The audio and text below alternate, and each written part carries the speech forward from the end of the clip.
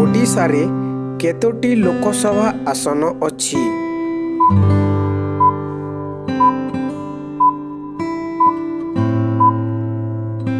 ଉତ୍ତରଟି ହେଉଛି 21ଟି ଆସନ।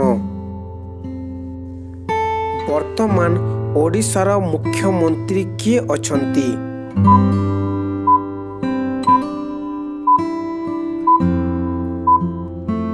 ଉତ୍ତରଟି ହେଉଛି ନବୀନ ପଟ୍ଟନାୟକ। 1866ରେ ପ୍ରକାଶିତ ଉତ୍କଳ ଦୀପିକାର ସମ୍ପାଦକ କିଏ ଥିଲେ?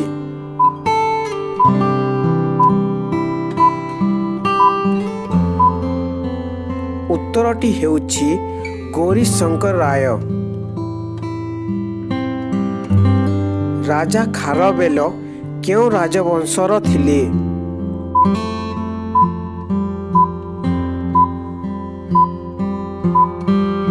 ଉତ୍ତରଟି ହେଉଛି ଚେଦି।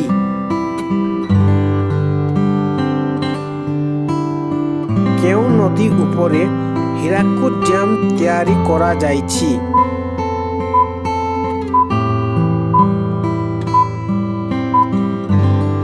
ଉତ୍ତରଟି ହେଉଛି ମହାନଦୀ। କେଉଁଟି କ୍ଷେତ୍ରଫଳ ଅନୁସାରେ ଓଡ଼ିଶାର ସର୍ବବୃହତ ଜିଲ୍ଲା ଅଟେ?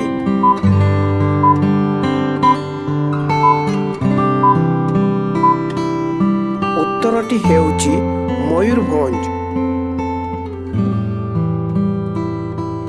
ଭୁବନେଶ୍ୱରରେ ଥିବା ଲିଙ୍ଗରାଜ ମନ୍ଦିର କେଉଁ ରାଜବଂଶ ଦ୍ୱାରା ତିଆରି କରାଯାଇଥିଲା?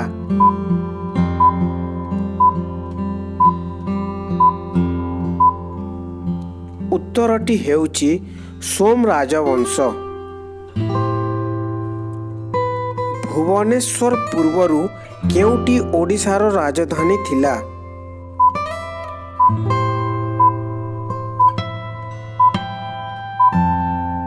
ଉତ୍ତରଟି ହେଉଛି କଟକ।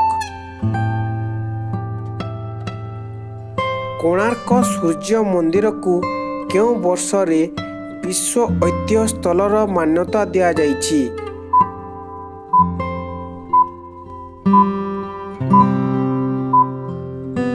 ଉତ୍ତରଟି ହେଲା 1984 ମସିହାରେ। ଜଗନ୍ନାଥ ପୁରୀ ମନ୍ଦିର କେବେ ତିଆରି କରାଯାଇଥିଲା?